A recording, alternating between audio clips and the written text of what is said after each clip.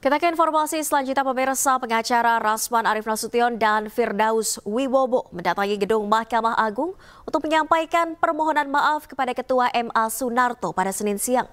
Permohonan maaf disampaikan usai kasus kegaduhan sidang di Pengadilan Negeri Jakarta Utara.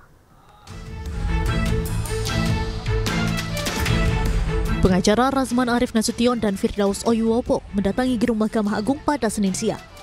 Keduanya datang dengan maksud untuk menyampaikan permohonan maaf kepada Ketua Mahkamah Agung Sunarto sebagai tindak lanjut dari teguran keras yang diberikan oleh Dewan Etik Dewan Pimpinan Nasional DPN Pradi Bersatu atas kasus kegaduhan sidang di Pengadilan Negeri Jakarta Utara.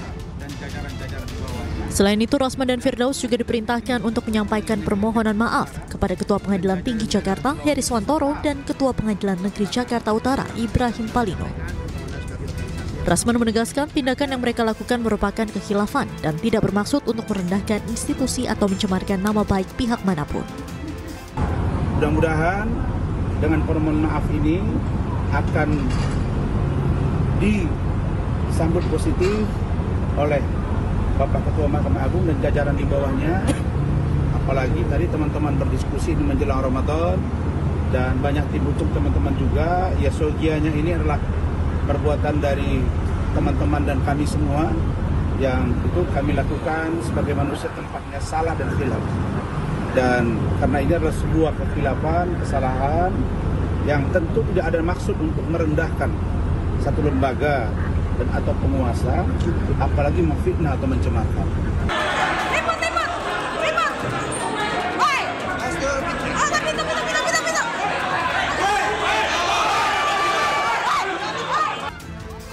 Sebelumnya, Rasman dan Firdaus dilaporkan oleh PN Jakarta Utara pada 11 Februari atas perintah Mahkamah Agung. Rasman dan Firdaus diduga melanggar pasal 335 tentang perbuatan tidak menyenangkan, pasal 207 tentang penghinaan terhadap penguasa atau badan hukum di Indonesia, dan pasal 217 tentang kegaduhan di ruang sidang. Dari Jakarta, Tim Liputan iNews melaporkan. Terima kasih Anda masih di iNews Sore. Pemirsa, KPK hari ini kembali memanggil Sekjen PDI Perjuangan Hasto Kristianto untuk diperiksa. Namun Hasto tidak datang dan mengajukan surat permohonan penundaan pemanggilan karena kembali mengajukan 2 gugatan pra-peradilan.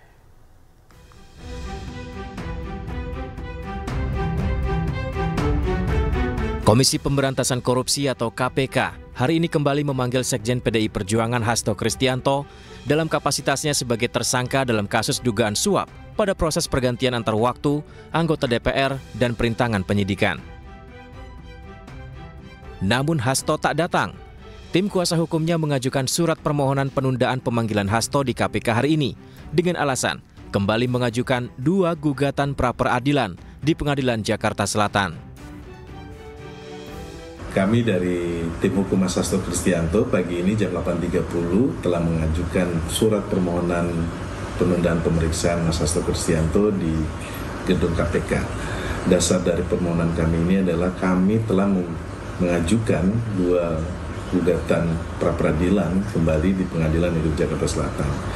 Kami menilai bahwa dalam putusan hakim hari Kamis tanggal 13 Februari 2025 kemarin belum menyentuh pokok perkara memeriksa sah atau tidaknya status tersangka Mas Hasto Kristianto.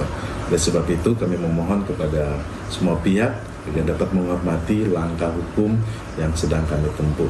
Terima kasih. Sementara itu, mantan kader PDI Perjuangan asal Kabupaten Pemalang, Jawa Tengah, Sudarsono, datang ke kantor KPK Jakarta sambil membawa karangan bunga. Sudarsono melakukan sujud syukur dan mendukung penegakan hukum seadil-adilnya untuk Hasto Kristianto. Dari Jakarta, Jen Cahyani, Andri Setiawan, iNews melaporkan. Pemirsa, Presiden Prabowo Subianto mengumumkan 8 kebijakan untuk mendorong pertumbuhan ekonomi pada kuartal pertama 2025. Di antaranya pencairan dana THR bagi ASN dan pekerja swasta pada Maret 2025, hingga diskon tarif tol dan tiket pesawat jelang Ramadan dan Lebaran 2025. Pemerintah akan terus menerapkan kebijakan-kebijakan strategis untuk mendorong pertumbuhan ekonomi kita. Saudara-saudara sekalian, dalam kuartal pertama tahun ini kebijakan-kebijakan yang mendorong pertumbuhan ekonomi. Pertama, hasil kebijakan kenaikan OMP 2024. Dua, optimalisasi penyaluran bansos di bulan Februari dan Maret 2025. Tiga, pencairan THR bagi ASN dan pekerja swasta di bulan Maret 2025. Empat, stimulus pada bulan Ramadan, yaitu A. Diskon harga tiket pesawat, B. Diskon tarif tol, C. Program diskon belanja, D. Program pariwisata mudik lebaran, E. Stabilitas harga pangan. 5. Paket stimulus ekonomi. A. Diskon tarif listrik, B. PPN DTP pembelian properti dan otomotif, C.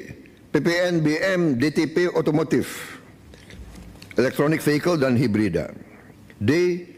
Subsidi pajak DTP motor listrik, E. PPH DTP sektor padat karya. 6.